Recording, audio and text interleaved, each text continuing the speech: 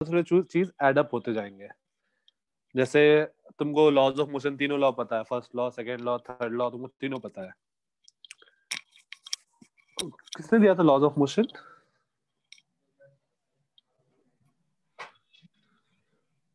Newton. Newton, ठीक है।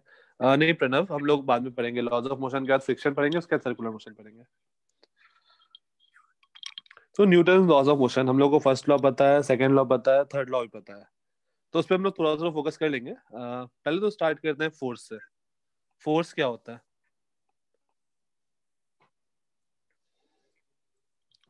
Push change और in pull. Momentum. In momentum sir. DP by D T, change in momentum per unit time. Sir अभी chemistry sir sir ने अब पढ़ा। भी केमिस्ट्री में पढ़ा। अच्छा, हाँ सर। ठीक है। फोर्स अगर तुमको बेसिक टर्म में, अगर तुमको किसी लेमैन को समझाना है तो क्या समझाओगे? पुश और पुल।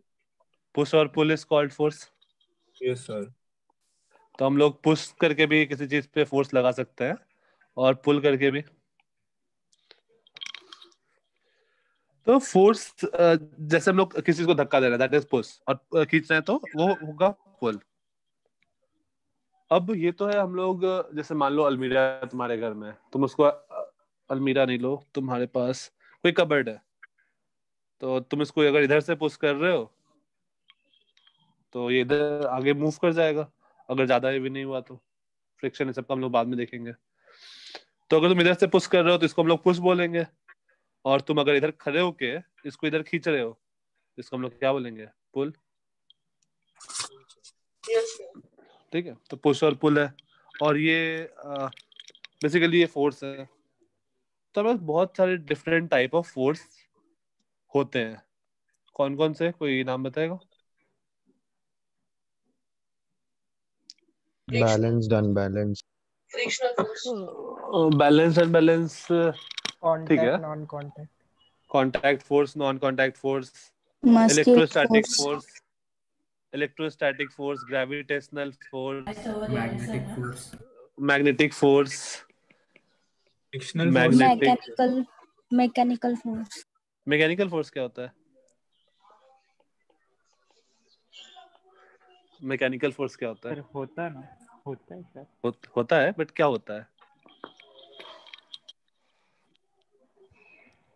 सर काइनेटिक एनर्जी और पोटेंशियल। वो दोनों एनर्जी है, फोर्स नहीं है।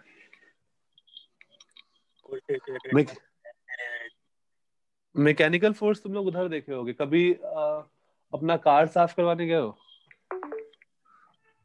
तो वो जो कार को ऊपर लिफ्ट करता है, या फिर हाँ सर। स्टेफनी, हाइड्रोलिक्स है। सर पिस्टन मतलब जैसा। हाइड्रोलिक्स डोर में, को अगर हाइड्रोलिक्स टाइप का, दरवाजे को हाइड्रोलिक्स वाले को ढकला ही हम तो लोग, सर। हाइड्रोलिक्स वाले नहीं, हाइड्रोलिक्स वाले को ही हम लोग कभी कभी मैकेनिकल फोर्स बोल देते हैं वहाँ पे। पिस्टन जैसा। सर मतलब साइकिल का पेडल चलाया वो भी ना सर। हाँ, वो भी हो जाएगा मैकेनिकल हाँ force. Sir. Sir electrostatic force. Electrostatic force, बहुत सारे different type of force involve है। सर सेंट्रीफ्यूगल, मतलब सेंट्रीपिटल। सेंट्री सेंट्रीपेटल फोर्स होता है, हेलो, सेंट्रीफ्यूगल फोर्स। आयुष बोल रहे हो? हाँ, सेंट्रीपेटल फोर्स एग्जिस्ट करता है। सेंट्रीफ्यूगल फोर्स जो होता है ना, वो एक्चुअल में नहीं होता है। हम लोग बात करेंगे इस चैप्टर में सेंट्रीफ्यूगल और सेंट्रीपेटल दोनों के बारे में। हाँ सर, वो एक इमेजिनरी फोर्स है रिएक्शन के लिए। हाँ, वो एक इमेजिनरी फोर्स है। तो हम लोग का बहुत different type of force exist करता है। जैसे ग्रेविटेशनल फोर्स, दो ऑब्जेक्ट है तो इन दोनों ऑब्जेक्ट के बीच में क्या लगता है फोर्स? Gm1m2/r²। ये तुम लोग पढ़े हो क्लास 9th में। सिमिलरली ऐसे बहुत डिफरेंट टाइप ऑफ फोर्सेस हैं, तो उसके बारे में हम लोग एक करके देखते जाएंगे। तो सबसे पहला जो हम लोग को इस चैप्टर में फोकस करना है उसके बारे में है, तो एक सरफेस फोर्स लगा रहा है। पहला कैटेगरी हम लोग डिफाइन करते हैं जो हम लोग इस चैप्टर में फोकस करेंगे, force due to surface. Surface, उसमें पहला नॉर्मल रिएक्शन, नॉर्मल फोर्स। तो नॉर्मल फोर्स क्या होता है? तो जैसे मान लो कोई भी ऑब्जेक्ट को हम लोग एक ग्राउंड पे रख दिए हैं, तो इस उसका ऑब्जेक्ट पे सोचो क्या। नहीं सर, मैं वही नॉर्मल में पुश या पुल वाला जो फोर्स देखेंगे हम। नहीं वो नॉर्मल नहीं है। नॉर्मल जो हम लोग बोलते हैं वो सरफेस लगाता है। जैसे ये सरफेस है मेरा ग्राउंड। Okay sir. देखो इस ऑब्जेक्ट पे क्या क्या फोर्स लग रहा होगा सोचो। एक तो अर्थ इसको पुल कर रहा होगा mg। और सर जो अर्थ का मतलब हाँ उसके अपोजिट की तरफ। हाँ, तो सरफेस हमेशा एक फोर्स ऊपर मतलब परपेंडिकुलर टू द सरफेस हमेशा एक फोर्स लगता है। इस फोर्स को हम लोग क्या बोलेंगे? नॉर्मल। नॉर्मल हमेशा परपेंडिकुलर टू द सरफेस लगता है, हमेशा कुछ भी हो जाए परपेंडिकुलर टू द सरफेस। कितना लगेगा ये हम लोग बाद में देखेंगे। सर ऊपर की तरफ कैसे? ऊपर की तरफ कैसे? क्योंकि देखो थर्ड लॉ सोचो क्या है, every action has an equal and opposite reaction. Yes sir. तो ब्लॉक पर सोचो, ब्लॉक पर एक mg लग रहा होगा। हाँ सर सर। तो लेकिन mg और नॉर्मल एक्शन रिएक्शन पेयर नहीं है। हम लोग उसको डिटेल्स में आएंगे एक्शन एंड रिएक्शन फोर्स पे। तो नॉर्मल फोर्स जो होता है वो हमेशा परपेंडिकुलर टू द सरफेस लगेगा और उसका मैग्नीट्यूड हम लोग देखेंगे अलग अलग सिचुएशन में मैग्नीट्यूड अलग अलग होगा। जरूरी नहीं है कि mg के बराबर हो, उसका मैग्नीट्यूड अलग हो सकता है। और इसको हम लोग हमेशा n से रिप्रेजेंट करेंगे, हमेशा परपेंडिकुलर टू द सरफेस। और जो दूसरा फोर्स हम लोग को देखना है इस चैप्टर में, जो सरफेस लगाता है, that is friction force. Friction force ये हमेशा अलोंग द सरफेस लगता है, अलोंग द सरफेस। तो जैसे मान लो ये ऑब्जेक्ट है और ये सरफेस है, तो फ्रिक्शन फोर्स हमेशा इधर लगेगा, इधर या फिर इधर, हमेशा सरफेस के लॉन्ग लगेगा। तो नॉर्मल हमेशा सरफेस के परपेंडिकुलर, फ्रिक्शन हमेशा सरफेस के लॉन्ग। अगेन कितना लगेगा ये हम लोग बाद में देखेंगे।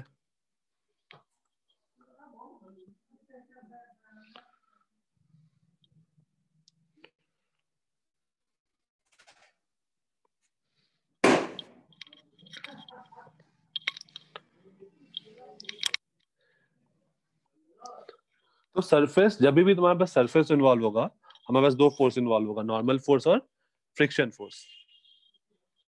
नॉर्मल हमेशा सरफेस के परपेंडिकुलर, फ्रिक्शन हमेशा सरफेस के लॉन्ग। सरफेस के लॉन्ग।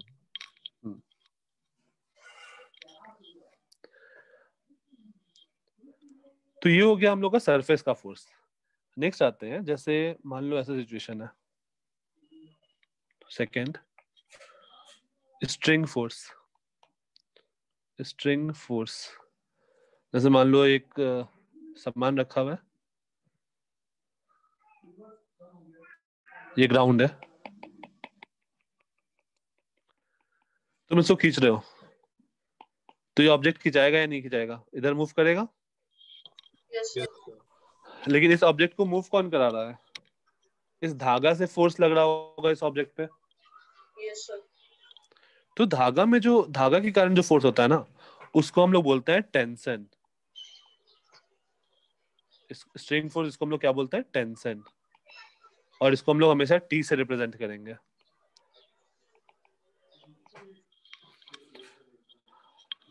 टेंशन हमेशा, जैसे नॉर्मल हमेशा सरफेस के परपेंडिकुलर लगता है, फ्रिक्शन हमेशा सरफेस के अलोंग लगता है, तो tension always acts in the direction towards the string, हमेशा अलोंग द स्ट्रिंग लगेगा। Tension always acts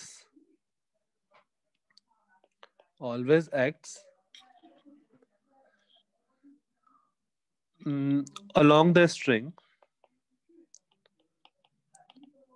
and away from the body, body या ऑब्जेक्ट जो भी है।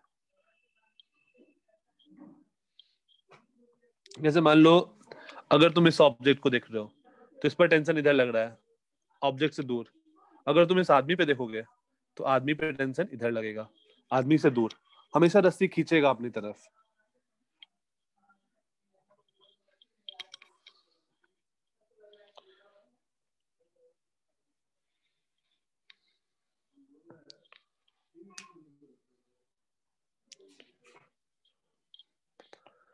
और नेक्स्ट पॉइंट ऐसा लिख लो, tension in a single string in अ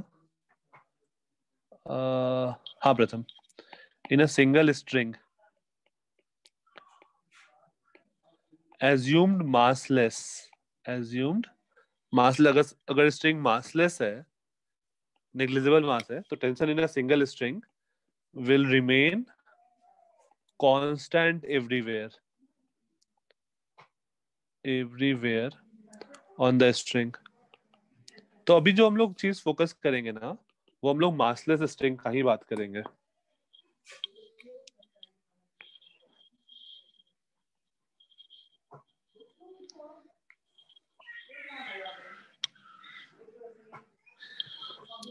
अगर अलग अलग स्ट्रिंग है तो हम लोग वहां नहीं बोलेंगे कि दोनों में टेंशन सेम होगा, बट अगर सेम स्ट्रिंग है और मासलेस है तो टेंशन हर पॉइंट पे सेम होगा।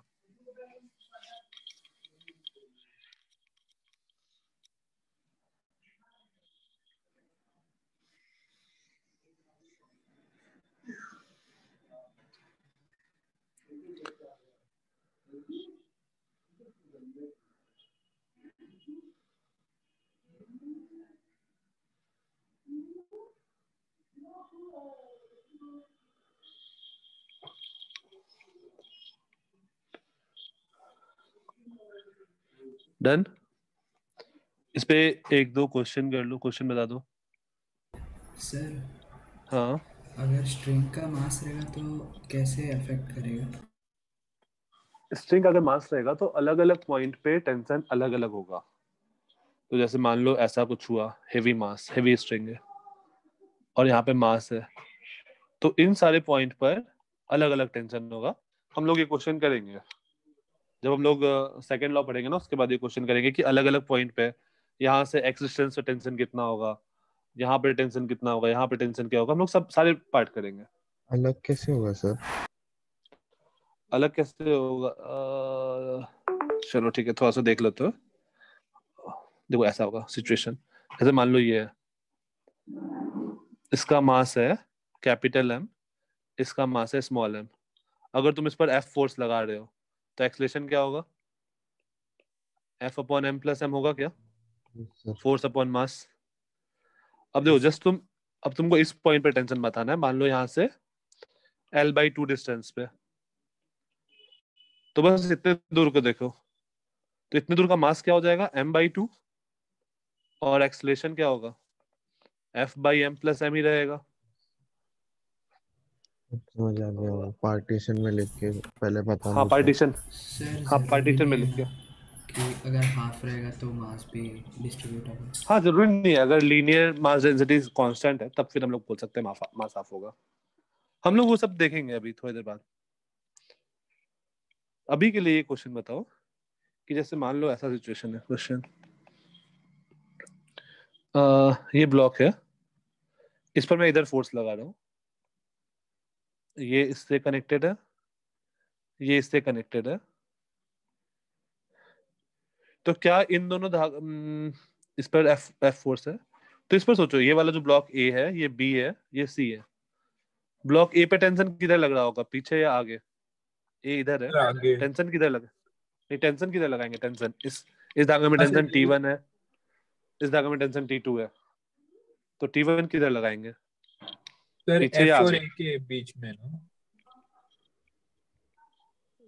नहीं, ए और बी के। ए और बी के बीच में। मान लो ये वाला जो धागा है ना, ये बीच वाला जो धागा है, यस इसमें सर। टेंशन T1 है, तो धागा जो होता है ना वो हमेशा अपनी तरफ, जैसे मान लो तुम एक ब्लॉक को देख रहे हो ना, तो धागा हमेशा अपनी तरफ खींचेगा, तो इस पर टेंशन इधर लगेगा। लेकिन अगर तुम ब्लॉक बी को देखो, और किसी का माइक अनम्यूट है, दक्ष म्यूट कर लेना, इको हो रहा है। अगर ये ब्लॉक बी है तो इस ब्लॉक को देखो, ये वाला जो टेंशन है T1, वो T1 हमेशा अपनी तरफ खींचेगा। इस ब्लॉक पर T1 इधर लगेगा और T2 अपनी तरफ खींचेगा। तो ये फील आ रहा है कि टेंशन हमेशा अपनी तरफ खींचेगा। Yes sir.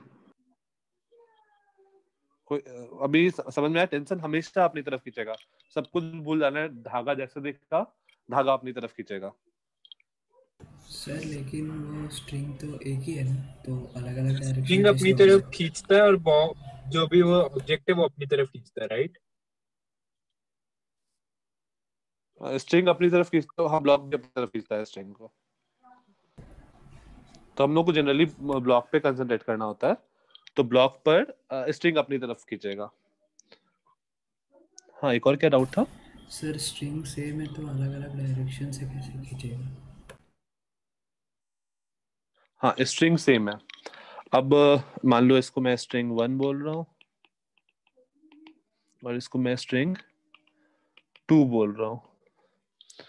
तो सोचो, चलो एक मिनट पहले ये बता दो, स्ट्रिंग सी पे, सॉरी, ब्लॉक सी पे टेंशन किधर लगेगा, लेफ्ट या राइट? राइट। लेफ्ट। राइट क्यों? लेफ्ट क्यों? इन इस डायरेक्शन। सॉरी सर, राइट में लगेगा। लेफ्ट साइड तो स्ट्रिंग की तरफ से हमें राइट होगा। नहीं, हमेशा इस सर लेफ्ट में लगेगा हमेशा ना, स्ट्रिंग क्योंकि अपनी तरफ पुल करेगा। लेफ्ट में रहेगा, स्ट्रिंग हमेशा पुल करेगा। चाहो तो नोट कर लो, स्ट्रिंग विल ऑलवेज पुल।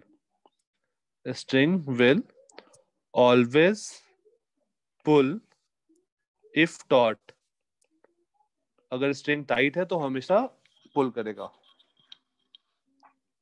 अब सेकेंड था कि हमेशा स्ट्रिंग 1 पे बात करो, तो प्रणव का डाउट था कि एक ही स्ट्रिंग में टेंशन ऐसा क्यों हो रहा है, मतलब इस ब्लॉक पे इधर लग रहा है, इस ब्लॉक पे इधर लग रहा है, स्ट्रिंग तो एक ही है। सर वो आपने क्या लिखा है? अब देखो टेंशन क्यों लग रहा है। If taught, TAUT, if taught का मतलब टाइट, टॉट मतलब टाइट, और स्लैक मतलब वो धागा ऐसा टेढ़ा मेढ़ा है, वो इलॉन्गेट नहीं होगा। हाँ जी सर। अब यहाँ पर सब लोग ध्यान से सुना, स्ट्रिंग टेंशन क्यों लगाता है।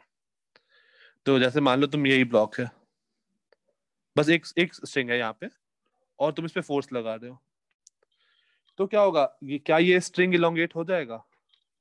इलॉन्गेट होने की कोशिश करेगा।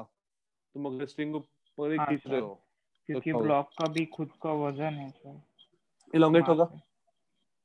हाँ सर। हाँ, तो वो स्ट्रिंग इलॉन्गेट होगा। अब जैसे ही स्ट्रिंग इलॉन्गेट होगा, वो अपना ओरिजिनल पोजीशन गेन करने की कोशिश करेगा कि नहीं करेगा? Yes sir. प्रणव, हाँ सर। अपना पोजीशन गेन करने की कोशिश करेगा। मान लो ऐसा सिचुएशन है, नेक्स्ट स्लाइड पे, ये आदमी है, ये आदमी है, ये दोनों एक धागा पकड़ा हुआ है। ये आदमी इस धागा को इधर खींच रहा है और ये आदमी इस धागा को इधर खींच रहा है, तो धागा इलॉन्गेट होने की कोशिश कर रहा है, और धागा खुद क्या करेगा, कॉम्प्रेस होने की कोशिश करेगा, हाँ या ना? Yes sir.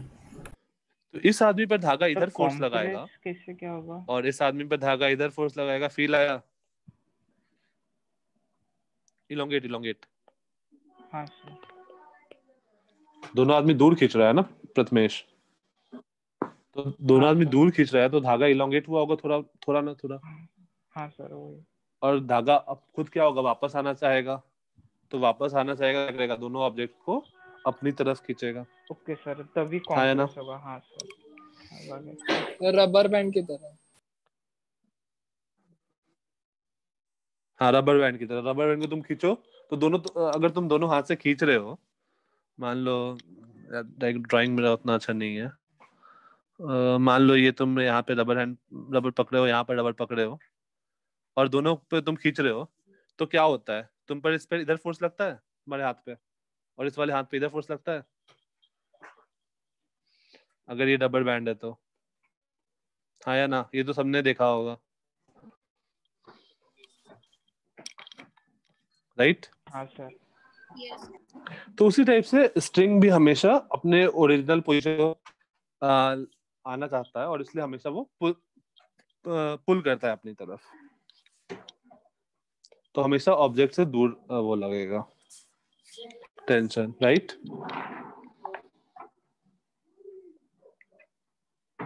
Yes sir. तो जैसे मान लो अगर ऐसा ब्लॉक है, ऐसा सिचुएशन है, एक मिनट रुक जाओ। Tension will be opposite of, इसका मतलब tension will always apply on opposite of external force. हाँ तुम बोल सकते हो थोड़ा बहुत, तुम थोड़ा धीरे रियलाइज होगा वो क्या हो रहा है। एक्सटर्नल फोर्स को हमेशा नहीं but most of the time अब एक्सटर्नल फोर्स के अपोजिट लगेगा।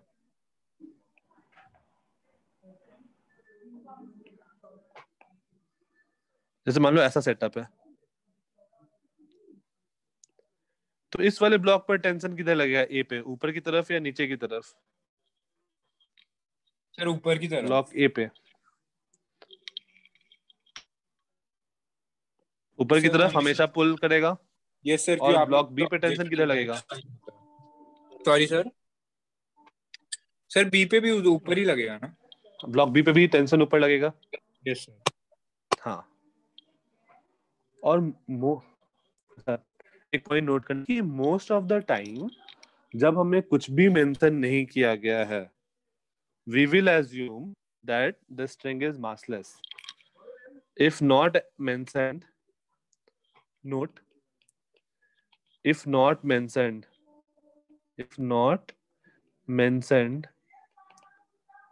we will assume that string is massless. string का कोई मास नहीं है। अगर मेंशन कर दिया तो ठीक है, नहीं तो हम लोग मासलेस अज्यूम करेंगे और हमेशा वो अपनी तरफ खींचेगा।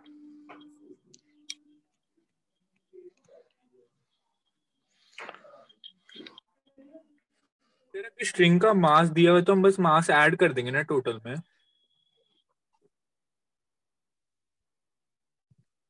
नहीं वो आते हैं दक्ष उस पे बाद में डायरेक्टली ऐड नहीं करेंगे।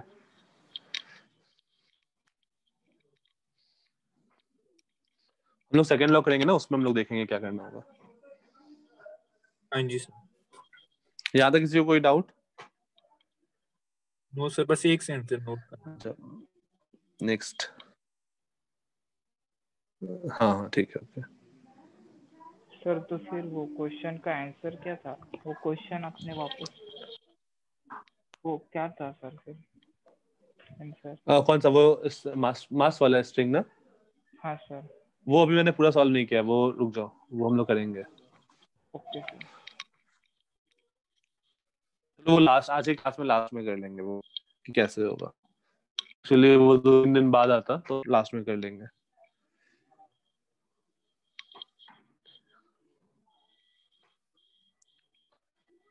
हो गया सर। हो गया, अच्छा।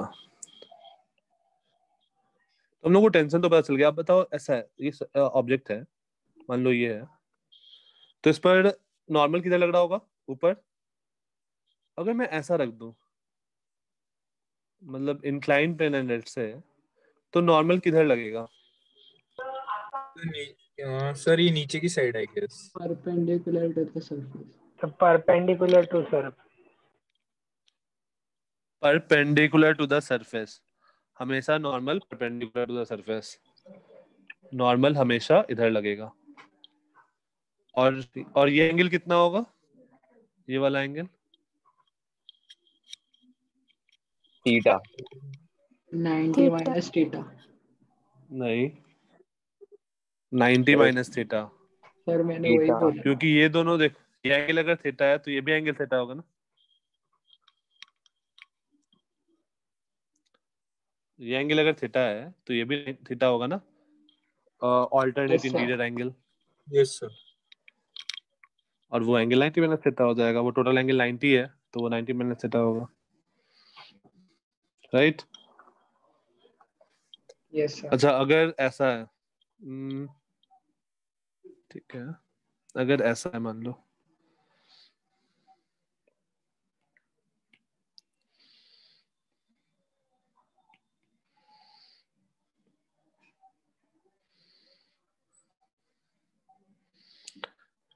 ये मान लो सरफेस, इसको मैं सरफेस 1 बोल रहा हूँ, तो सरफेस 1 नॉर्मल किधर लगाएगा?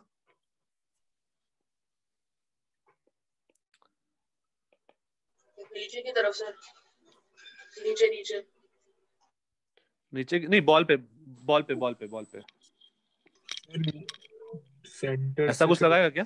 परपेंडिकुलर, हाँ सर ऐसे। Yes sir. Yes sir. हाँ सर। और क्या वो सेंटर से पास करेगा?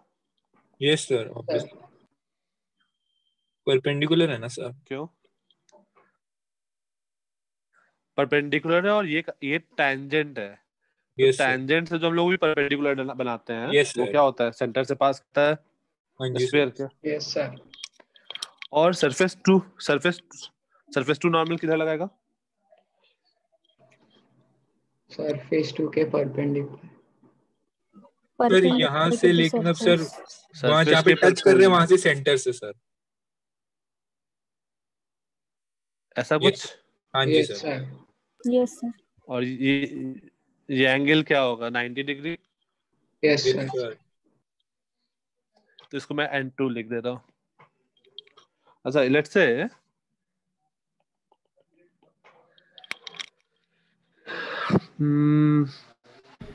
अगर मैं ये पूरा एंगल, अगर मैं ये N2 वाला ना, हाँ सर, वो नेट प्रॉब्लम। या स्टार्टिंग से? सर स्टार्टिंग से। अच्छा, मैंने N1 में तो कोई दिक्कत नहीं है ना? अच्छा, स्टार्टिंग से। तो यहाँ पर दो सरफेस है, सरफेस 1 और सरफेस 2। तो नॉर्मल हमेशा सरफेस के परपेंडिकुलर लगेगा। तो सरफेस 1 का परपेंडिकुलर ये हुआ, और अगर हम लोग सर्किल पे, ये जो ब्लू वाला लाइन है वो तुमको सर्किल का टैंजेंट जैसा दिख रहा है? Yes sir. तो मुझे पता है ना, अगर ये 90 डिग्री बनाएंगे तो ये डेफिनेटली सर्किल के सेंटर से पास करेगा, राइट? हाँ सर। है ना? और यहाँ पर जो होगा वो क्या होगा? वो इधर से पास करेगा, यहाँ पर भी 90 डिग्री पे, राइट? Yes sir. ठीक है। अच्छा, अब मान लो ये एंगल थीटा है, तो बताना ये एंगल कितना होगा?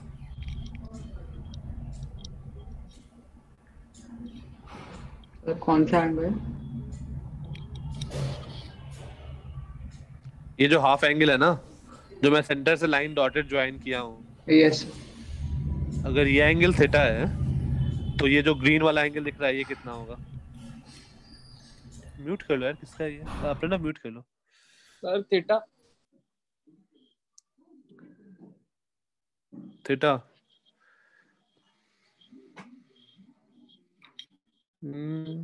थीटा नहीं, कुछ और।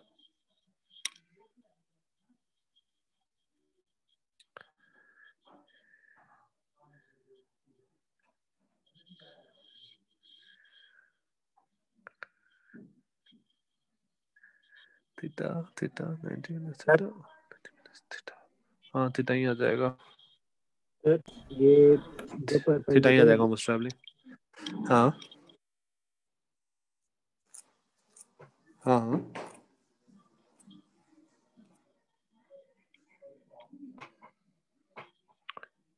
किसी का कोई डाउट था? हाँ, प्रथम शायद तुम्हारा था। तो मैं ये कह रहा था, तो परपेंडिकुलर जा रहा है पीछे तो वाली हाँ। वाल पे सेंटर से, वो तो सेंटर पे भी 90 डिग्री बता था क्या? वरना अगर हम वो ले डैश ले लें उसके पीछे ये वाला लाइन, नहीं सर, दूसरा वाला।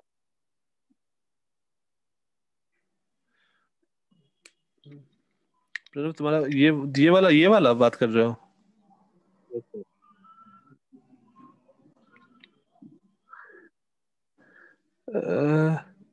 नहीं नहीं, तुम सिंपल से जो ना, ये वाला एंगल कितना होगा?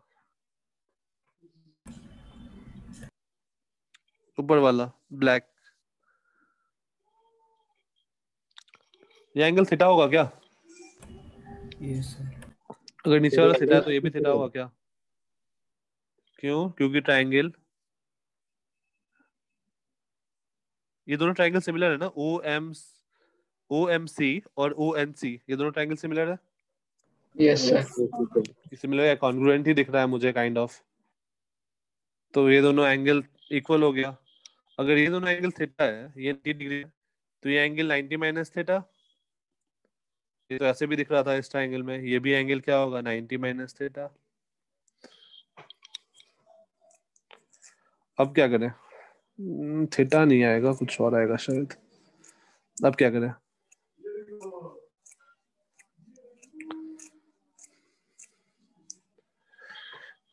मुझे इधर ग्रीन वाला एंगल फाइंड करना है। Angle CV 9 angle CV MCM equal होना वर्टिकली अपोजिट।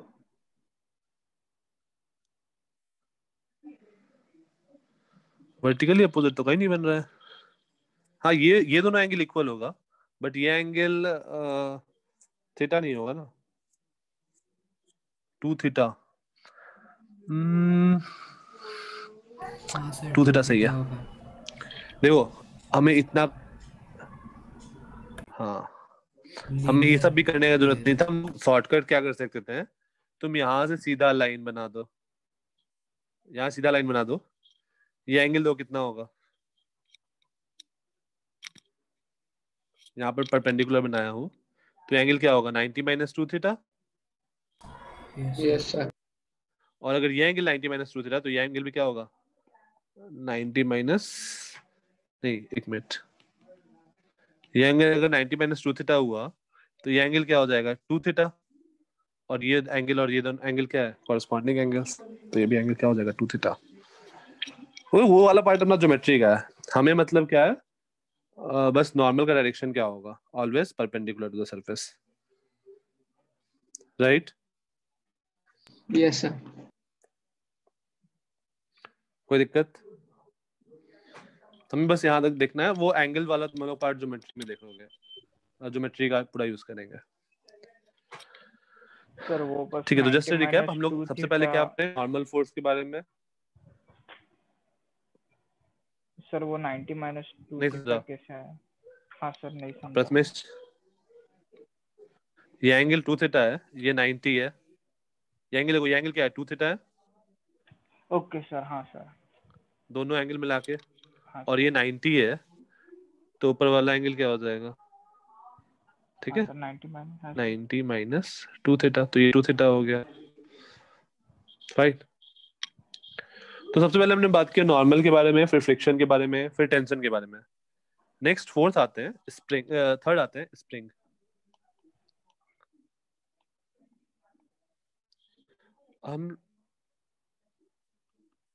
हम लोग इस सिलेबस में जो पढ़ना है that is Hooke's spring. Hooke's spring पढ़ना है और कुछ भी नहीं है। हुक्स स्प्रिंग क्या होता है, सब लोग स्प्रिंग से खेले हो, है ना? Yes sir. तो मान लो इतना बड़ा सा स्प्रिंग है, इतना बड़ा सा स्प्रिंग है, इसको हम लोग, स्प्रिंग एक्चुअल में इसको मैंने कुछ भी नहीं किया, बस ऐसा रखा हुआ है, तो ये इसका नेचुरल लेंथ है, हम लोग इसको बोलते हैं नेचुरल लेंथ, कि बस रखा हुआ है। अब अगर मान लो मैंने इसको आगे की ओर खींचा, तो ये कैसा हो जाता है,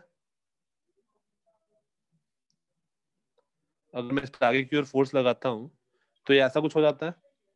इसको स्प्रिंग क्या होता है, इलोंगेट होता है, राइट? यस। तो मान लो इसको मैंने कितना डिस्टेंस खींचा है, एक्स डिस्टेंस खींचा है, तो स्प्रिंग क्या करेगा, अगर स्प्रिंग को हम लोग खींचते हैं तो क्या होता है, स्प्रिंग क्या करता है, कॉन्ट्रैक्ट करता है, उसे खींचने पे एलोकेट करता है। कॉन्ट्रैक्ट करता है, खींचने पे इलोंगेट किया, लेकिन अब स्प्रिंग तुमको किधर फोर्स लगाएगा, एफ के अपोजिट, पीछे की तरफ या आगे की तरफ, पीछे एफ की के तरफ। अपोजिट। हाँ। तो स्प्रिंग तुम पर क्या करेगा, अगर तुम उसको इलोंगेट कियो तो स्प्रिंग पीछे की ओर फोर्स लगाएगा, तो spring will exert force in the backward direction. The string will exert force in the backward direction.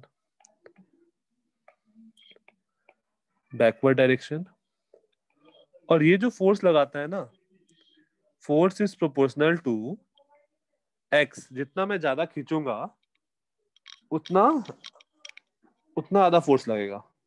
ये कंडीशन किसके लिए है? For Hooke's spring. अगर मेरा हुक्स स्प्रिंग है जो हमें सिलेबस में है, तो जितना ज्यादा मैं खुद खींचूंगा उतना ज्यादा फोर्स लगेगा। सर स्पेशलिटी क्या है? स्पेशलिटी क्योंकि हो सकता है हमारे जो रियल लाइफ में जो स्प्रिंग होता है ना, उसमें जरूरी नहीं है कि मैंने अगर मान लो 1 सेंटीमीटर खींचा तो 1 के प्रोपोर्शनल फोर्स लगे, ऐसा कुछ जरूरी नहीं है। लेकिन हुक्स स्प्रिंग में क्या है कि वो 1 के प्रोपोर्शनल ही फोर्स लगेगा, जितना हम लोग नॉर्मल खींचेंगे स्प्रिंग उसके और हुक प्रोपोर्शनल फोर्स स्प्रिंग में लगेगा। क्या फर्क होता है? ठीक है, यहाँ पर देखो, इस केस में हम लोग फोर्स लिखते हैं माइनस के एक्स, वेयर के इज कॉन्स्टेंट। देखो माइनस का क्या सिग्निफिकेंस है कि मैंने एक्स आगे की ओर डिस्प्लेस किया तो फोर्स क्या हो रहा है, पीछे लग रहा है ना, तो उसके लिए हम लोग माइनस लगाएंगे। माइनस बस डायरेक्शन बता रहा है।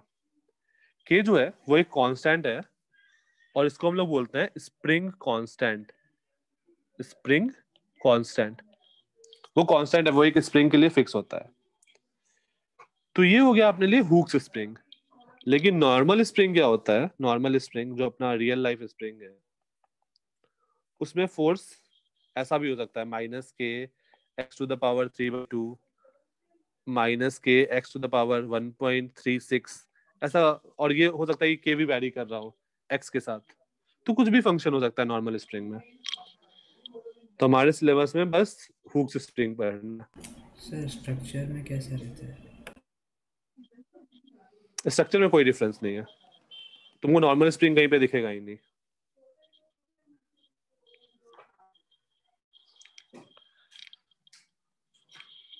जब भी तुमको स्प्रिंग दिखेगा अपने सिलेबस में, we will consider it to be a Hooke's spring. Okay sir. ठीक है, और इलोंगेट होगा तो पीछे की ओर फोर्स लगाएगा।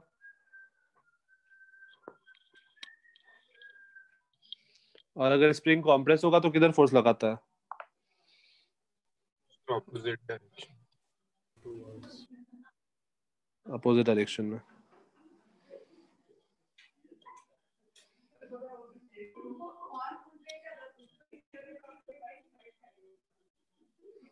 तो सर हमारे जब भी सिलेबस में कुछ भी स्प्रिंग से रिलेटेड आएगा ये हुक स्प्रिंग पे ही आएगा? हुक्स स्प्रिंग पे ही आएगा, और नहीं तो तुमको फॉर्मूला दे देगा, बट जनरली नहीं देता है, हुक्स स्प्रिंग पे ही पूछता है। Okay sir. ठीक है, ये तो हो गया हम लोग स्प्रिंग को इलोंगेट किए तो क्या होगा। अगर हम लोग स्प्रिंग है, स्प्रिंग को कॉम्प्रेस करें, ये इसका नेचुरल लेंथ है, नेचुरल लेंथ। अब मैंने इसको कॉम्प्रेस किया, अगर मैंने इसको धक्का दे के अंदर किया तो क्या होगा? स्प्रिंग किधर फोर्स लगाएगा? बाहर की तरफ, ऑपोजिट आगे की तरफ या पीछे की तरफ? बाहर की तरफ, बाहर की तरफ, आगे की तरफ। और ये हाँ, ये फोर्स भी क्या होगा? के एक्स ही होता है। Yes sir. अगेन मैंने इसको डिस्प्लेस पीछे की ओर किया है और फोर्स आगे लग रहा है, तो हम लोग अगेन माइनस के एक्स ही लिखेंगे। यहाँ पर के जो होगा, के इज स्प्रिंग कांस्टेंट। तो अगर हम लोग स्प्रिंग को कंप्रेस करेंगे तो वो आगे की ओर हमें फोर्स लगाएगा, और इलोंगेट करेंगे तो पीछे की ओर फोर्स लगाएगा। कितना लगाएगा? के एक्स लगाएगा। सर तो अगर सर ठीक है, सिंपल सा है। तो एफ इक्वल्स टू के एक्स हो जाएगा, नहीं तो माइनस के एक्स हो जाएगा? नहीं नहीं, दोनों जगह माइनस के एक्स ही है। इधर भी देखो माइनस के एक्स है। देखो मैंने इसमें डिस्प्लेस किधर किया? आगे की ओर डिस्प्लेस किया तो फोर्स पीछे लग रहा है, तो एक्स और फोर्स अपोजिट डायरेक्शन में है। सर यहाँ पे भी ऐसे ही होगा, अगर हम एक बार बाहर करेंगे। हाँ, एक्स, यस सर, एक्स पीछे है तो फोर्स आगे है, तो एक माइनस साइन हमेशा आएगा। सर एक बार पीछे वाला पेज दिखाओ ना। हाँ हाँ, आयुष समझ में आया। हमेशा फोर्स डिस्प्लेसमेंट के अपोजिट है। हाँ सर, हो गया। सर ये बॉटम लेफ्ट में क्या लिखा है? Spring constant, where k equal to constant known as sir spring ये constant। नॉर्मल स्प्रिंग के नीचे F is equal to minus kx power 3/2। अच्छा ये बॉटम लेफ्ट में। हाँ, अगर मैं नॉर्मल स्प्रिंग होता है ना, तो जरूरी नहीं है कि वो एफ जो है वो एक्स के प्रोपोर्शनल हो इस तरह से। वो कुछ भी हो सकता है, एक्स का पावर 3/2 हो सकता है, 1.36 हो सकता है, 5.23, कुछ भी हो सकता है नॉर्मल स्ट्रिंग में। ये अपने सिलेबस में नहीं है, ठीक है। Okay sir. Okay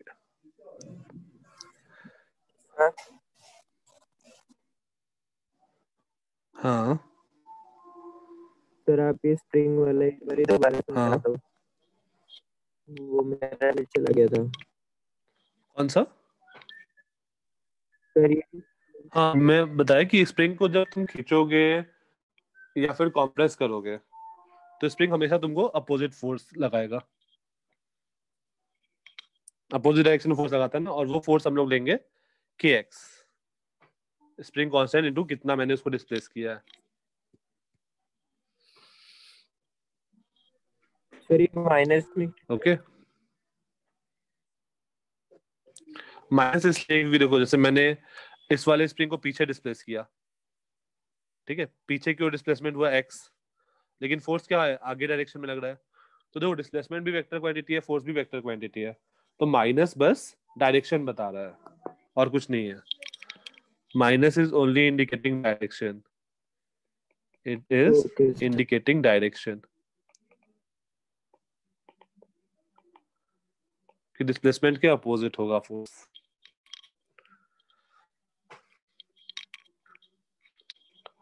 okay next, Newton's first law of motion.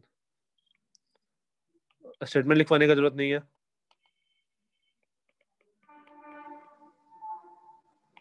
First law of motion: every a body in motion will remain in its uniform motion, and a body in rest will remain in its state of rest until and unless an external force is applied. unbalanced external force is applied.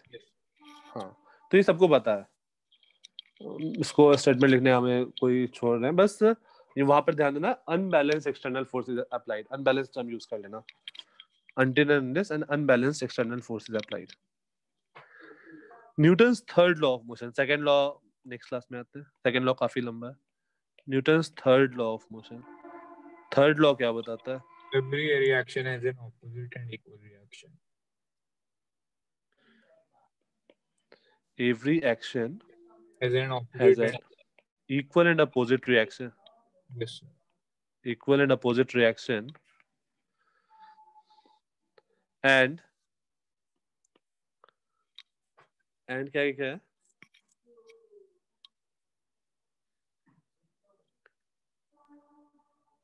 हाँ sir. And every action has an equal and opposite reaction. इसके आगे कुछ है क्या, या खत्म हो गया यहीं पे? यहीं तक होता है ना सर? They ठीक है, और act कोई? simultaneously. They act simultaneously or On different objects. Acts on different objects. on different objects, right? ठीक है, every action has an equal and opposite reaction, and they acts on two different object. ये statement important है। और the two force are same in nature. The two force are same in nature. Same in nature का क्या मतलब है कि action force, अगर मैं इलेक्ट्रोस्टैटिक बोल रहा हूं तो रिएक्शन भी इलेक्ट्रोस्टैटिक फोर्स होगा। अगर एक्शन फोर्स ग्रेविटेशनल फोर्स है तो रिएक्शन फोर्स भी ग्रेविटेशनल फोर्स होगा, ठीक है।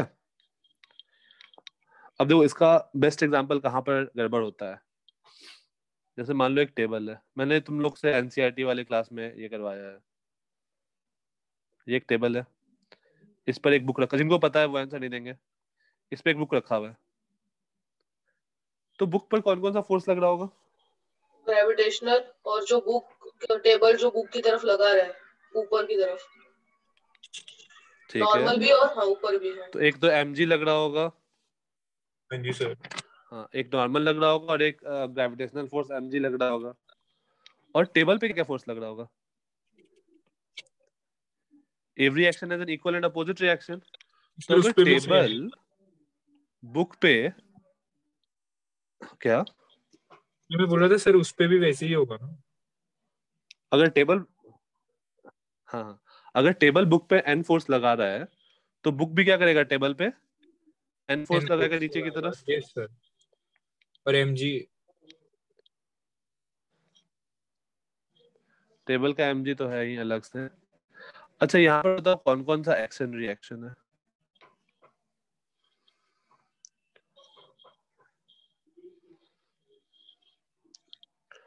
कौन सा फोर्स एक्शन रिएक्शन है? Normal force. ये ध्यान देना, ये नॉर्मल एक्शन नॉर्मल है। दोनों एक्शन रिएक्शन है। Yes sir. हाँ अगर एक नॉर्मल को अगर एक्शन बोलोगे तो दूसरा नॉर्मल रिएक्शन फोर्स हो जाएगा। Yes sir. तो फिर इस mg का रिएक्शन फोर्स कहाँ है? सर mg का I guess on the surface. नहीं between the book and the table. नहीं नहीं सर वैसे सिद्धार्थ, नहीं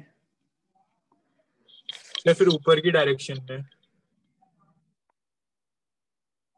नहीं प्रणव, नहीं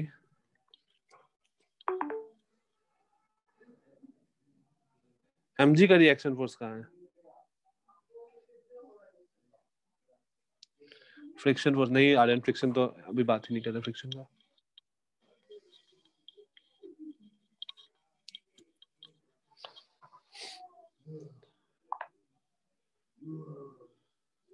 सर एक डाउट। हाँ बताओ। सर ये N1 आयुष क्यों नहीं, लगता है? नॉर्मल क्यों लगता है? राइट बढ़िया। दिग्विजय नहीं, देखो नॉर्मल इसलिए लगता है ना क्योंकि तुम जैसे ऐसा सोचो कि बुक अर्थ जो है वो बुक खींच रहा है नीचे की तरफ, राइट? तो बुक टेबल को नीचे पुश कर रहा होगा, बुक टेबल को नीचे की ओर पुश कर रहा होगा ना।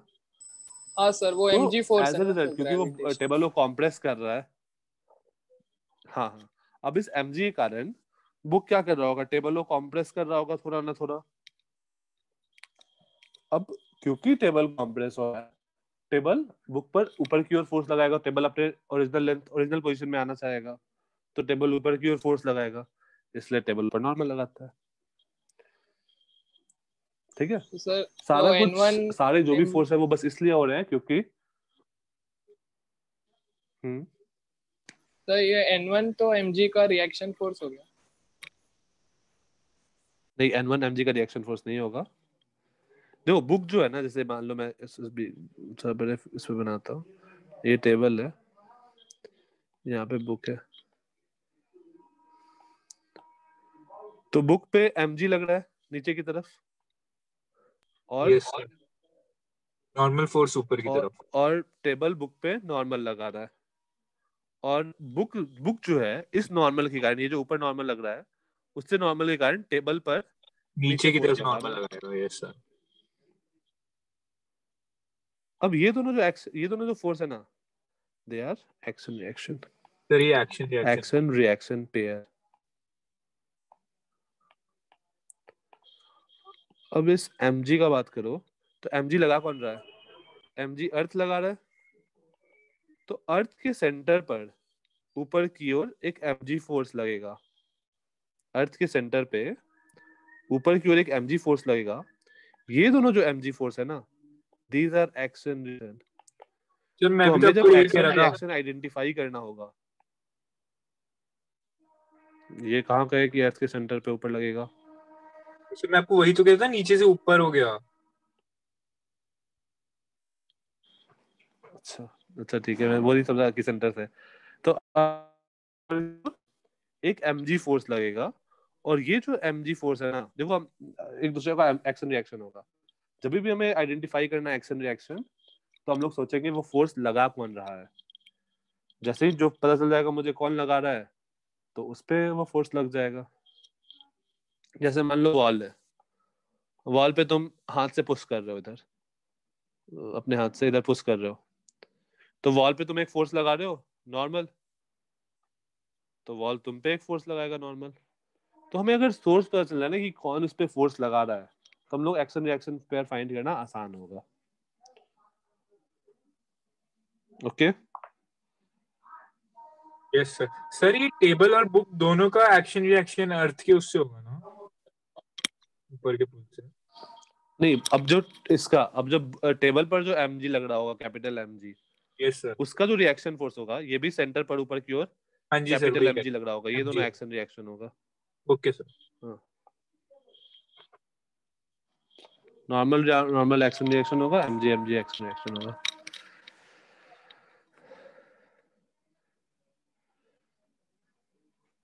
ठीक है, यहाँ तक किसी को कोई डाउट? No sir. अच्छा, नेक्स्ट आते हैं FBD, फ्री बॉडी डायग्राम। हाँ प्रथम। सर वो वाला नहीं समझ में आया सर, बुक और टेबल वाला। बुक और टेबल वाला देखो, जब बुक पे क्या क्या फोर्स लग रहा है, जैसे कोई भी चीज अगर तुम किसी सरफेस पे रखोगे तो वो उस पे एक नॉर्मल फोर्स ऊपर लगाएगा, ठीक है? तो नॉर्मल बुक पे ऊपर लगा नॉर्मल, और अर्थ उस पर नीचे की ओर फोर्स लगा रहा है mg, है ना? अब बुक जो होगा वो टेबल को कॉम्प्रेस कर रहा होगा, तो बुक जो होगा वो टेबल को कॉम्प्रेस कर रहा होगा, तो बुक टेबल पर नॉर्मल n1 लगा रहा होगा। रुको मैं तुमको इस दूसरे डायग्राम से एक बार एक्सप्लेन करता हूँ, या फिर नहीं, पहले सीधे देख लो, फिर मैं और डिटेल्स में देखता हूँ दूसरे डायग्राम पे।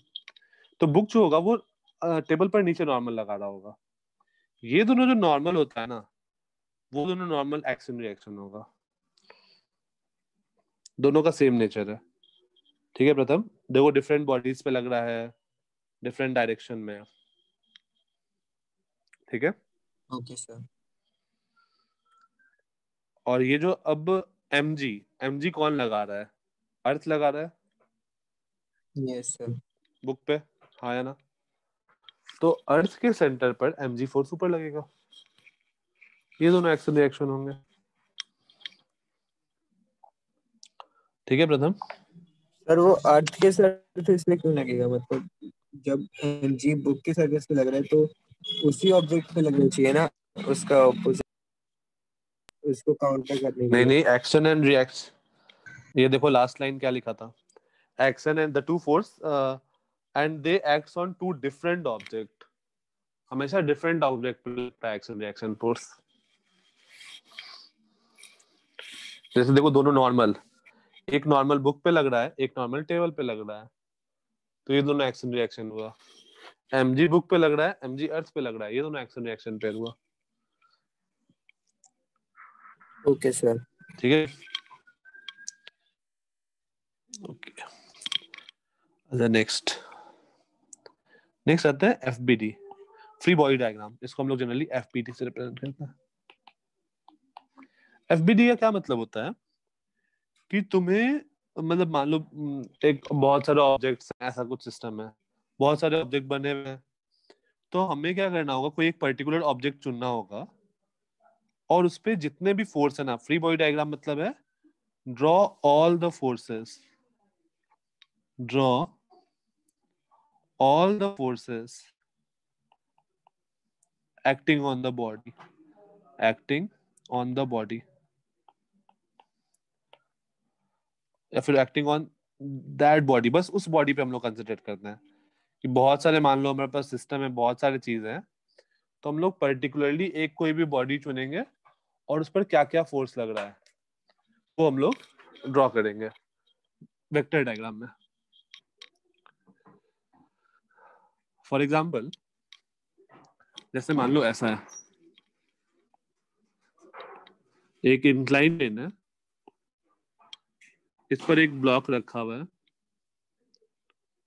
ऐसे, और ये इस पे, और ये ऐसा। Let's say this is block A and this is block B। तो ब्लॉक ए पे क्या क्या फोर्स लग रहा होगा बता दो। एक ब्लॉक बी पे क्या क्या फोर्स लग रहा होगा? Surface, block a normal mg, फिर ग्रेविटेशनल फोर्स। हाँ mg। हाँ जी सर। टेंशन। ठीक है चलो बताते जाओ। mg किधर लग रहा होगा? सर स्ट्रिंग का भी तो लगेगा। टेंशन किधर लग रहा होगा? सर ऑब्जेक्ट की तरफ। हाँ टेंशन ऑब्जेक्ट की तरफ, ऑब्जेक्ट से दूर, ऑब्जेक्ट की तरफ नहीं। हाँ सर अलग तो से टेंशन स्ट्रिंग। इधर लगेगा। सॉरी। ठीक है और नॉर्मल किधर लगेगा? इधर लगेगा सर क्या? Normal perpendicular. कहीं और लगेगा? नहीं सर सर वो तो डायरेक्ट परपेंडिकुलर। परपेंडिकुलर तो होगा। नॉर्मल ये ऐसा कुछ नॉर्मल टिल्टेड होगा। यस सर यही हाँ, है ना? होगा। Yes sir. और mg किधर लगेगा? सर नीचे की साइड। नीचे। Yes sir. ठीक है तो देखो और फ्रिक्शन। कोई फोर्स लग रहा होगा क्या ए पे? फ्रिक्शन, चलो अभी के लिए हम लोग एज्यूम कर लेते हैं फ्रिक्शन नहीं है, फ्रिक्शनलेस सरफेस है, फ्रिक्शनलेस। तो ये तीनों फोर्स होगा। तो हमने क्या किया, एक पर्टिकुलर ऑब्जेक्ट उठाया ए और उस पर जितने फोर्स थे वो मैंने बना दिया। तो ये क्या हो गया मेरा? ये हो गया मेरा FBD of block A. Sir वैसे और भी कोई और भी इस पे लग सकते हैं क्या? नहीं और कोई फोर्स यहाँ पर नहीं है अभी as of now. Similarly ball block B पे सोचो क्या क्या फोर्स लग रहा होगा? mg, एक तो सर mg लग रहा होगा। n, mg और सर नॉर्मल फोर्स भी लग रहा होगा। और नॉर्मल क्यों लग रहा होगा? नॉर्मल कौन लगाएगा? t, टेंशन, टेंशन लग रहा होगा। ये धागा अपनी तरफ खींचेगा ऊपर टेंशन और एक mg। तो ये क्या हो गया मेरा? FBD of B। तो तुमको अगर FBD बनाने के लिए बोला तो हमें बस क्या करना है, जितने भी फोर्सेस इन्वॉल्व है ना वो सारे फोर्सेस बना देना है। राइट, कोई दिक्कत? सर नॉर्मल क्यों नहीं लगा? क्योंकि वो किसी सरफेस पे टच नहीं है इसीलिए, वो हवा में ही लटका है इसीलिए। हाँ नॉर्मल नॉर्मल हमेशा सरफेस, नॉर्मल क्या है? सरफेस फोर्स है ना। हाँ सर। नहीं सर सरफेस वो तो कहीं है ही नहीं। कंफर्मेशन करने के लिए। ठीक है। हाँ सर। अच्छा मतलब वो ठीक है। सरफेस पे टच नहीं है इसीलिए नहीं लगा ना नॉर्मल फोर्स। हाँ हाँ ए पे नॉर्मल टिल्टेड क्यों आपने लगाया? नॉर्मल निशी हमेशा नॉर्मल क्या होता है? सरफेस के परपेंडिकुलर लगता है ना। हाँ तो सरफेस के परपेंडिकुलर लगता है परपेंडिकुलर बनाएंगे।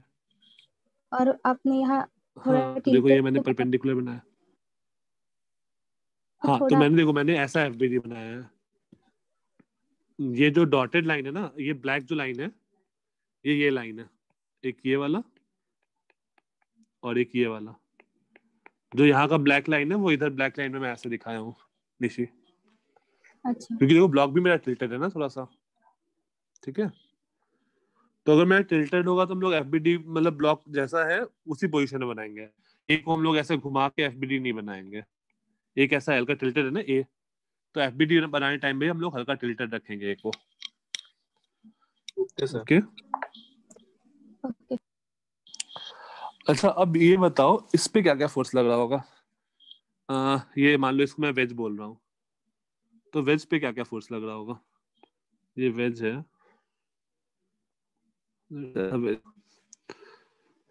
वेज और पुली साथ साथ है। ठीक है। तो इस वेज प्लस पुली सिस्टम पे क्या क्या फोर्स लग रहा होगा? सर मैं बोलूं?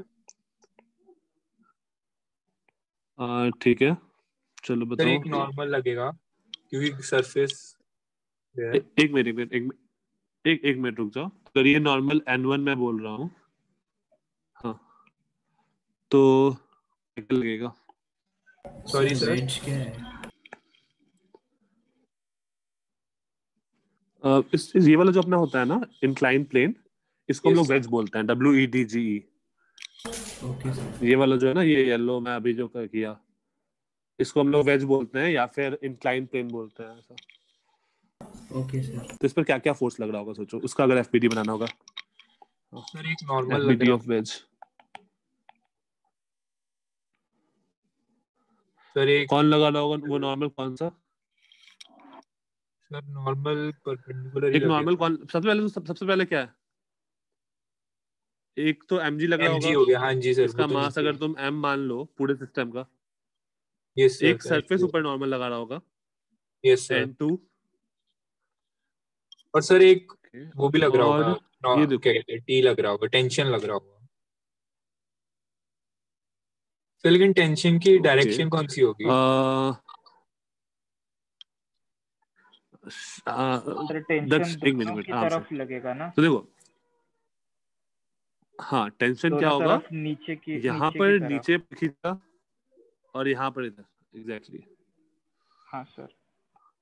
तो टेंशन इधर नीचे और यहाँ पर इधर ऐसे। ये सबको समझ में आ रहा है या नहीं, टेंशन वाला? Yes sir. सर पिछला डायग्राम दिखा सकते हो? और एक फोर्स मिस हो रहा है, बताओ कौन सा? सर फ्रिक्शनल क्या? ओके आयुष, टेंशन नहीं समझा, ठीक है। नहीं फ्रिक्शन है, फ्रिक्शनलेस है। नहीं फ्रिक्शन नहीं है। सर एन नॉर्मल लगेगा क्योंकि वो वेज के सरफेस के सर साथ। इक्विलिब्रियम कौन लगाएगा? क्या सर सर? मैकेनिकल नहीं इक्विलिब्रियम फोर्स अभी नहीं। कौन सा लगेगा? Mechanical force. नहीं N1 N1T mg ये सब के टर्म में बताओ। नॉर्मल, क्योंकि वो वेज के सरफेस के साथ है।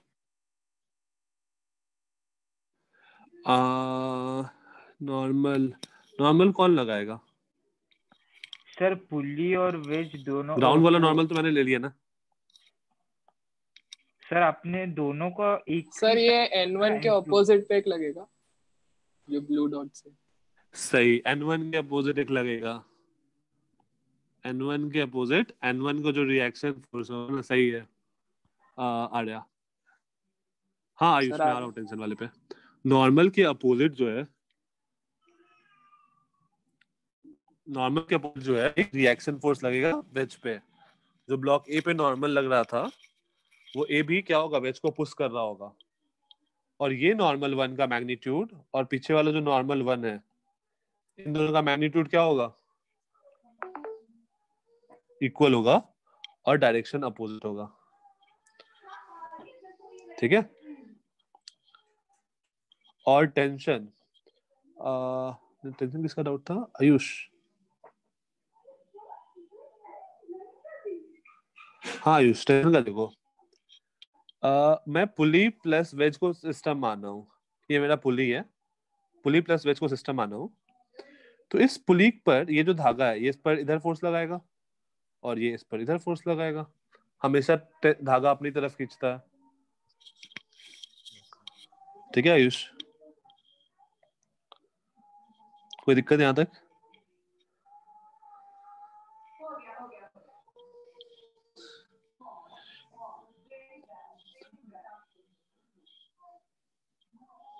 ठीक है, चलो एक और एफबीडी देखते हैं।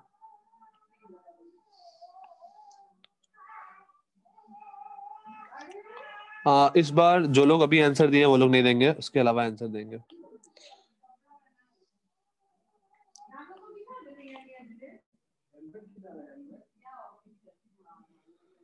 और सब लोग पहले अपना बनाएंगे, उसके बाद हम लोग लास्ट में डिस्कस करेंगे क्वेश्चन।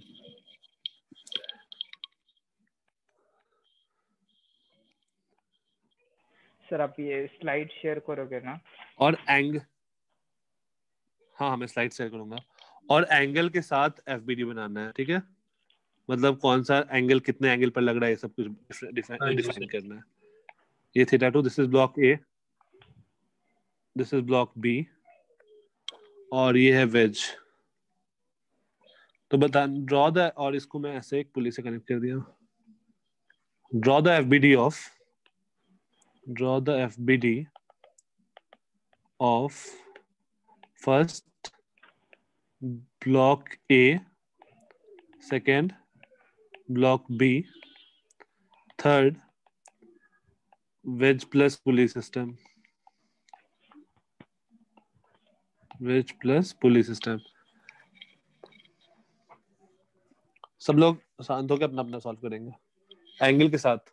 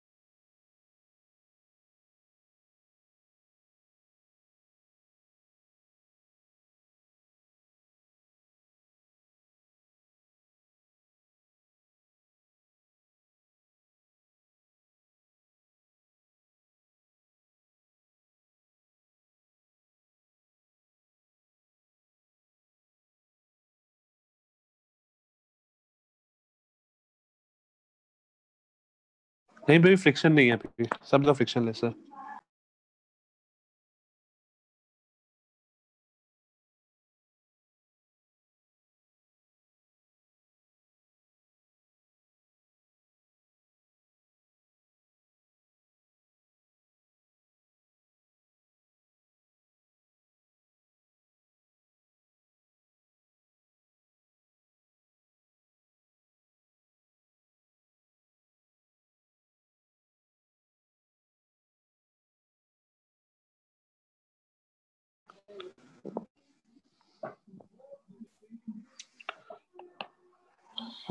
मैं रैंडम नाम ले रहा हूँ।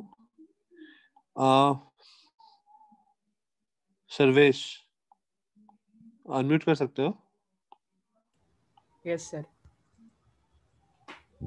हाँ ठीक है। सर्वेश, तुम मुझे बताओगे वेज का एफबीडी। सर वेज का नहीं, ए और बी का हो गया।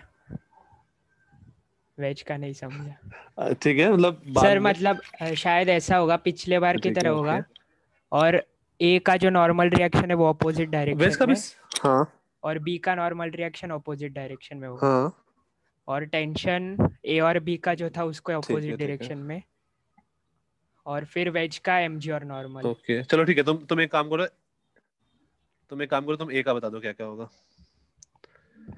ए का सर ए का normal perpendicular to surface. Perpendicular to surface मतलब इधर या कहीं और? नहीं सर, स्लैंट, डायगोनल। 1 या 2? सर ग्रीन वाला। कौन सा, 2 वाला? 2 ठीक है, ओके। और ये एंगल कितना होगा? अरे सर एंगल नहीं निकला, थीटा नहीं, 90 माइनस थीटा। तो थीटा नहीं होगा, थीटा 1 नहीं होगा। 90 माइनस थीटा। 90 minus theta 1। ठीक है, और क्या फोर्स लग रहा होगा इस पे? और mg नीचे की तरफ। mg नीचे की तरफ। और टेंशन mag और टेंशन अवे टेंशन फ्रॉम ए, किधर? अवे फ्रॉम ए। और कोई फोर्स इन्वॉल्व है? नो सर, ए पे। ए पे?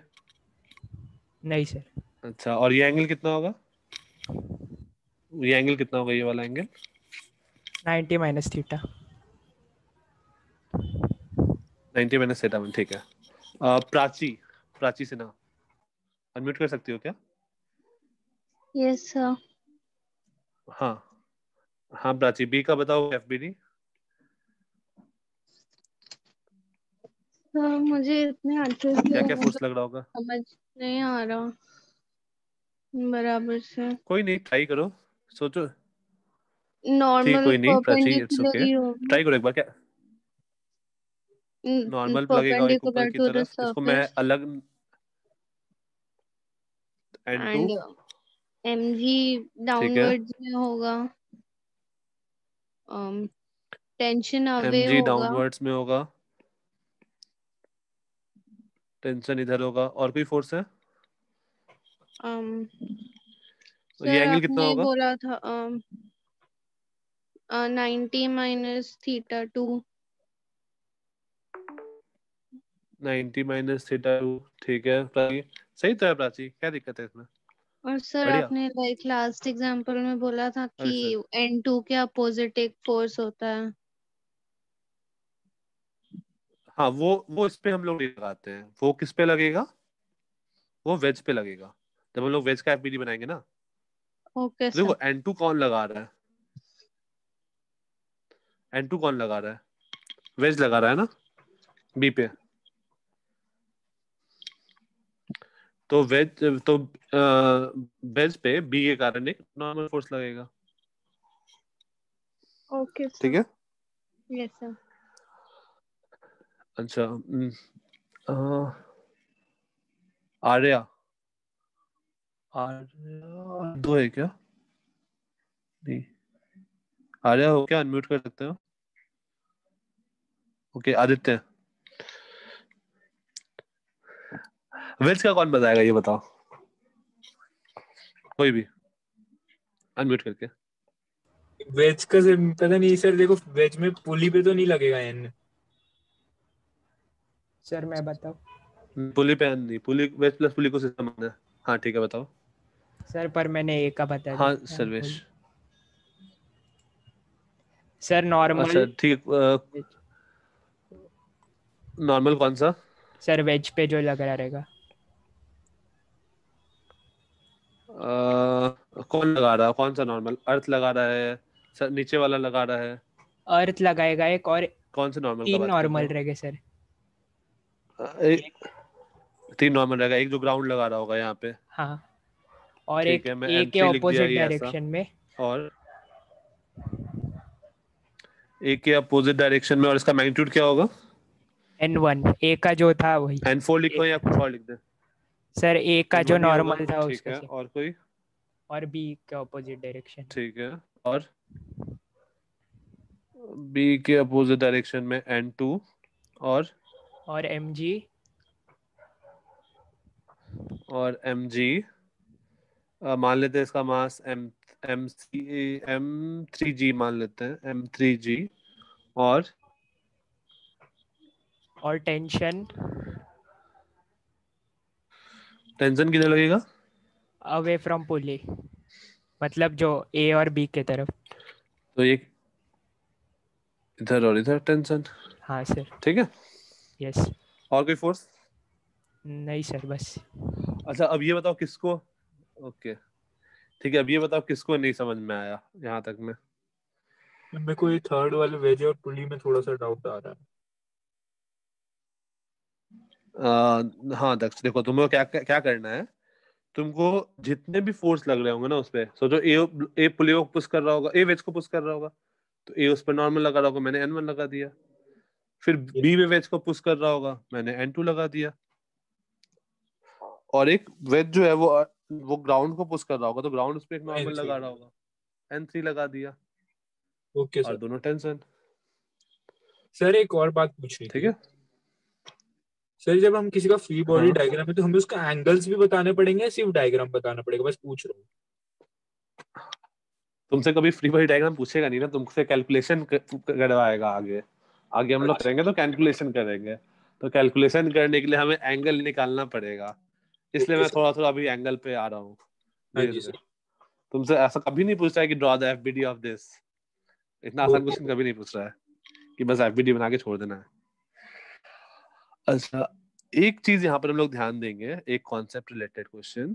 जैसे मान लो ये ऑब्जेक्ट ग्राउंड पे रखा हुआ है, एक ऑब्जेक्ट, मान लो ये ऑब्जेक्ट ग्राउंड पे रखा हुआ है, क्या बोलते हैं उसको, स्पेस पे रखा हुआ है लेट से,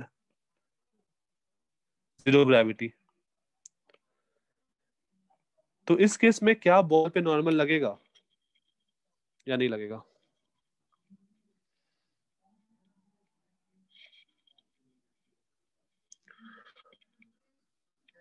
सर क्वेश्चन रिपीट। क्वेश्चन है कि एक बॉल है जो स्पेस में है, जीरो ग्रेविटी में, ठीक है। तो जीरो ग्रेविटी में है, तो बताना है कि उस बॉल पे नॉर्मल लगेगा या नहीं लगेगा। ग्राउंड जो है, ये सरफेस जो है, सरफेस बॉल पे नॉर्मल लगाएगा या नहीं लगाएगा? सर नहीं लगेगा आई गेस।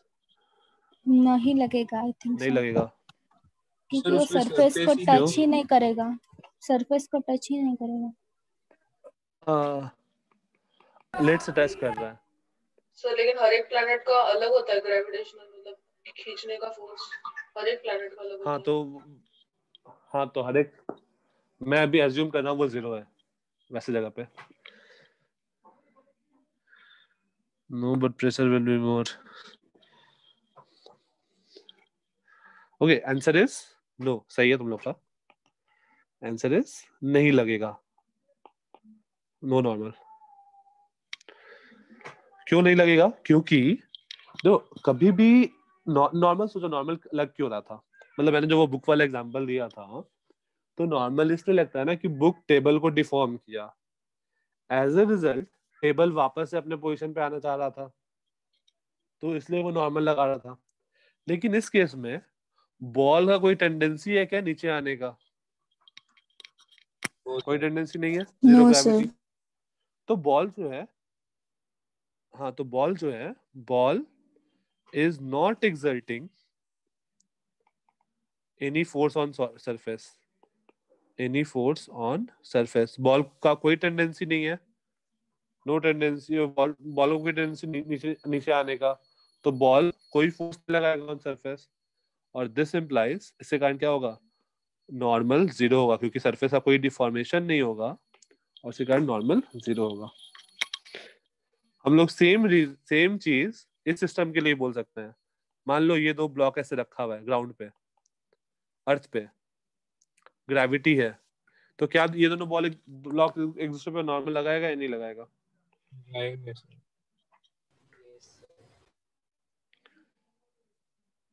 लगेगा या नहीं लगेगा? लगेगा दूसरे पे। हाँ, एक दूसरे पे, ए बी पे नॉर्मल लगाएगा या नहीं लगाएगा? लगाएगा सर। लगाएगा। Yes sir. चलो मैं नेक्स्ट स्लाइड पे इसको डिस्कस करते हैं। इसमें तो कोई दिक्कत नहीं है ना? श्रेयस सही है। इसमें तो कोई दिक्कत नहीं है ना कि अगर जीरो ग्रेविटी में होगा तो नॉर्मल नहीं लगेगा, राइट? Yes sir. अब देखो, अब अगर ऐसा सिचुएशन है, केस 1, अगर ये ब्लॉक ए है और ये बी है,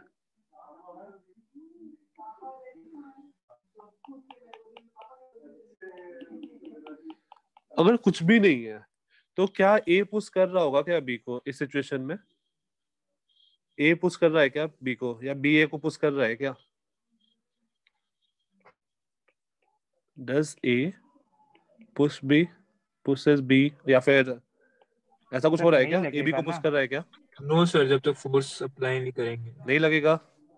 हाँ सर, क्योंकि दोनों में, इसलिए हाँ, मैंने पूछा कि तो वो ग्राउंड के रिस्पेक्टिव से बोल रहे हो कि दोनों ऑब्जेक्ट के रिस्पेक्टिव से बोल रहे हो? वो क्वेश्चन जरा। दोनों ऑब्जेक्ट के रिस्पेक्ट से। Okay sir. ना ही बी को पुश कर रहा है, ना ही बी ए को पुश कर रहा है, तो इन दोनों में कोई पुश हो ही नहीं रहा है। तो इन दोनों के बीच में normal between A and B will be, A and B क्या होगा? Will be zero. लेकिन वही अगर ऐसा केस रहा, केस 2, अगर ऐसा केस रहा ए बी, अगर मैं इस पर फोर्स लगाऊं, इस पे फोर्स लगाऊं, तो फिर होगा कि नहीं होगा नॉर्मल? होगा सर। इसमें ए बी को पुश करेगा आगे मूव करने के लिए. Yes, sir. There will be normal between A and B. There will be normal between A and B. ये सबको फील आया या नहीं कि कब नॉर्मल होगा कब नहीं होगा?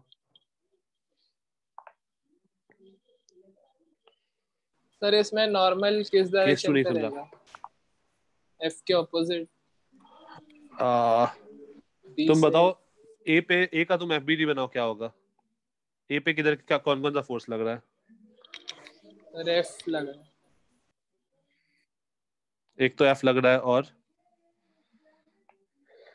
बी उसको किधर फोर्स लगाएगा? सोचो, बस सोच के तुम बता दोगे.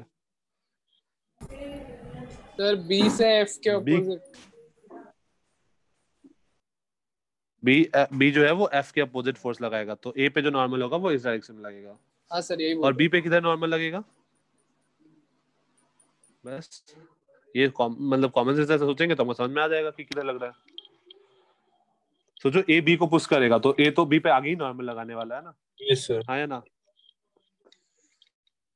तो बी पे आगे नॉर्मल लगाया तो ए पे पीछे नॉर्मल लगेगा. पीछे से भी हमारा भी फोर्स लग रहा है ना सर. सर पीछे से तो हमारा भी फोर्स वो बी पे नहीं लग रहा है ना जब. Okay sir. हाँ सर समझ. हाँ ओके. देखो यहाँ पर हम लोग ध्यान देंगे कि जो एफ फोर्स है वो बी पे नहीं लगाएंगे क्योंकि वो बी पे डायरेक्टली नहीं लग रहा है. जो फोर्स बी पे डायरेक्टली लग रहा है हम लोग एफबीडी में बस वही फोर्स देखेंगे और कोई फोर्स नहीं. जो फोर्स डायरेक्टली लग रहा है बस वही फोर्स और कुछ भी नहीं. ओके.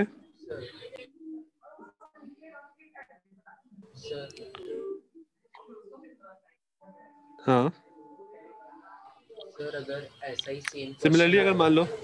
हाँ पर अगर जो ग्राउंड है ना. हाँ तो फिर मतलब एग्जाम वालों ने बोला कि हाँ उसे ग्राउंड पे या फिर अनइवन प्लेस पे रखा है तो फिर हाँ ये आउटकम मतलब अलग हो जाएगा ना. तो अनइवन प्लेस नहीं. देखो हम लोग का मैंने अभी इसमें नॉर्मल नहीं लगाया. यहाँ पर नॉर्मल लग रहा होगा, एम जी लग रहा होगा, N2 मान लो. एम जी मैं हॉरिजॉन्टल डायरेक्शन में फोर्स लगाया हूँ. अगर तुम्हारा अनइवन ग्राउंड है तो वहां पर फ्रिक्शन रोल में आएगा. फ्रिक्शन हम लोग आते हैं फ्रिक्शन पे. फ्रिक्शन का क्या सीन होगा हम लोग 3-4-5 लेक्चर बाद आएंगे फ्रिक्शन पे. फ्रिक्शन बस इसलिए लगता है क्योंकि अनइवन सरफेस होता है तो पूरा अनइवन के बारे में एक साथ पढ़ेंगे. ठीक है. अभी हम लोग पूरा स्मूथ सरफेस के बारे में बात कर रहे हैं. सर ये सब यहाँ तक किसी को कोई दिक्कत? सर ये सब क्वेश्चंस हाँ. में एफ और एन ऑपोजिट लग रहा है तो हम ऐसा कंक्लूड कर सकते हैं क्या कि नॉर्मल फोर्स के ऑपोजिट रहेगा डायरेक्शन? नहीं. जैसे मान लो ऐसा है, एक ऑब्जेक्ट है, ये दूसरा ऑब्जेक्ट है, ये ए है, ये बी है. इस पर हम लोग 100 न्यूटन का फोर्स लगा रहे हैं और इस पर हम लोग 500 न्यूटन का फोर्स लगा रहे हैं. तो ए का एफबीडी बनाना है, बी का एफबीडी बनाना है. ए का एफबीडी क्या होगा?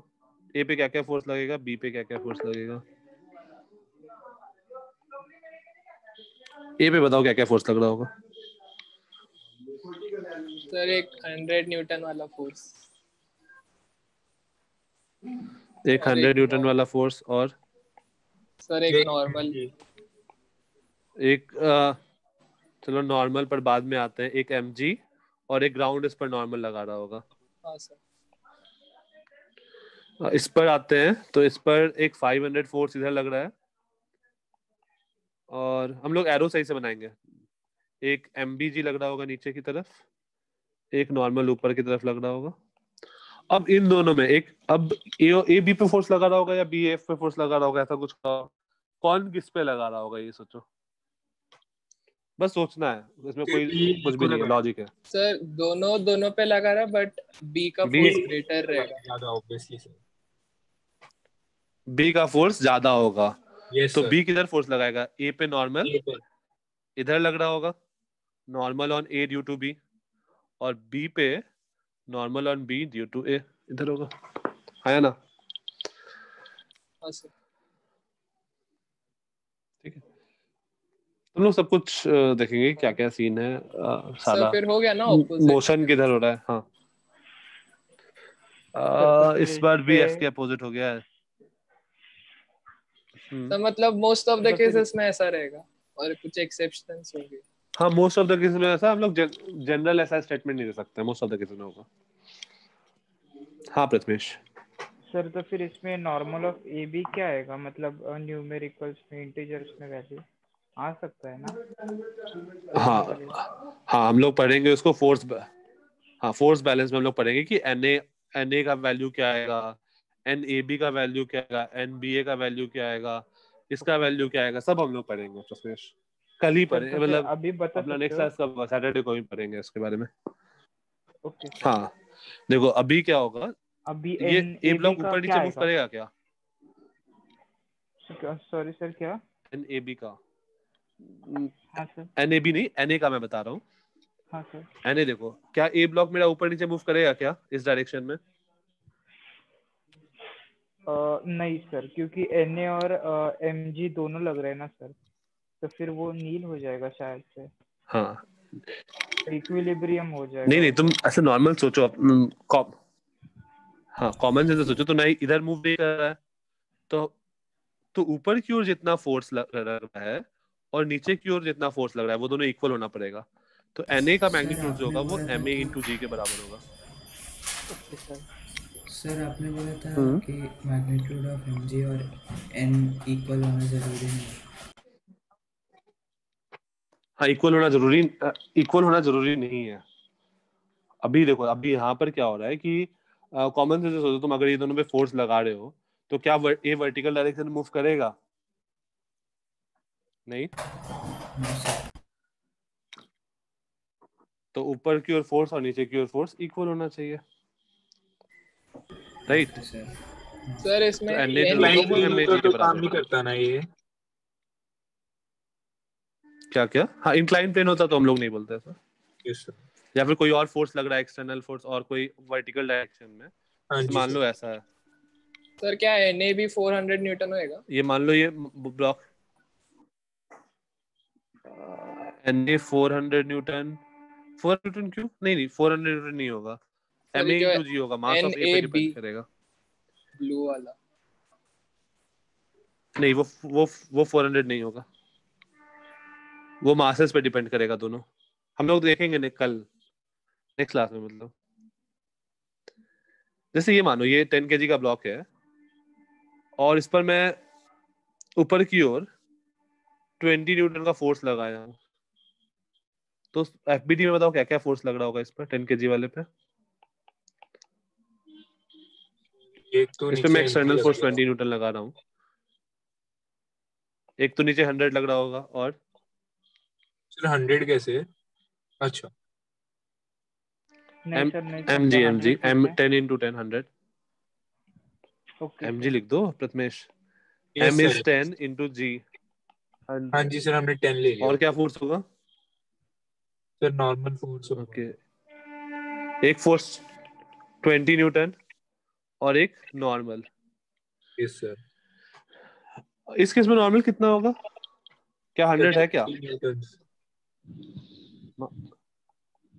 नॉर्मल क्या होगा? 80 न्यूटन, क्योंकि ऊपर की ओर जितना फोर्स उतना फोर्स नीचे होना चाहिए। तो देखो नॉर्मल मेरा mg के बराबर नहीं है, समझ गए सर। तो normal may or may not be equal to mg।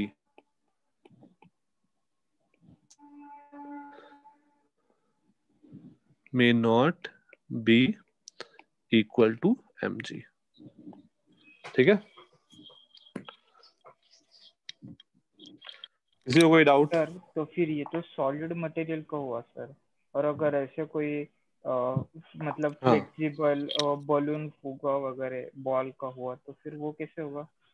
वो तो उसका तो थोड़ा अलग रहेगा ना। अब बैलून फुका तो वहां पर हाँ हम लोग इस चैप्टर में उस पर कन्फाइन करेंगे जब हम फ्लूइड्स का बात करेंगे ना, और मैकेनिकल प्रॉपर्टीज ऑफ मैटर का बात करेंगे, तो वहां पर हम लोग बल्क मॉडल्स, इलास्टिसिटी, सबका बात बहुत सारा करेंगे, तो उस टाइम देखेंगे वो Pramesh.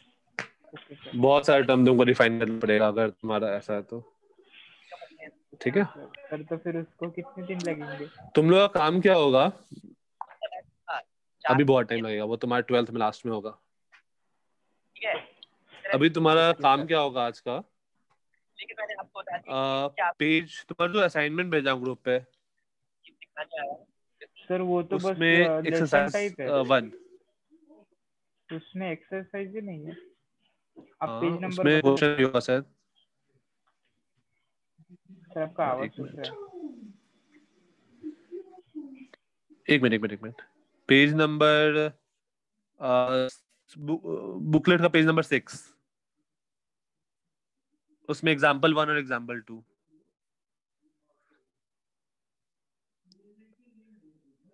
Page number 6, example 1, example 2।